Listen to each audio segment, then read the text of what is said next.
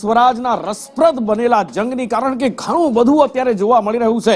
સ્થાનિક સ્વરાજનો જંગ છે. તાલુકા પંચાયત, નગરપાલિકા, એક મહાનગરપાલિકા અને કેટલીક જિલ્લા પંચાયતની પેટા ચૂંટણીઓ પણ થવા જઈ રહી છે. અને આ બધાની વચ્ચે રસપ્રદ જંગ એટલા માટે કે ક્યાંક બિનહરીફ ઉમેદવારો જીતી રહ્યા છે, સોગઠા ગોઠવાઈ રહ્યા છે, તડજોડ થઈ રહી છે. ને એ બધા વચ્ચે આક્ષેપ પ્રતિ આક્ષેપ પણ ચાલી રહ્યા છે. એ 5 દ્રશ્યો જે આજના દિવસમાં સૌથી વધારે ચર્ચાના કેન્દ્રમાં રહ્યા છે.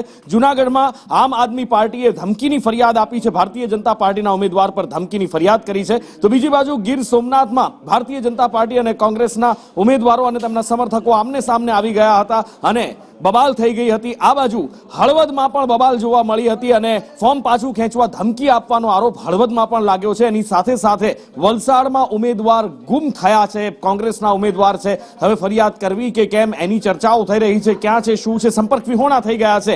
આ બધી જ વચ્ચે અત્યારે ચરમ પર જોવા મળી રહ્યો છે આ સ્થાનિક સ્વરાજની ચૂંટણીનો જંગ.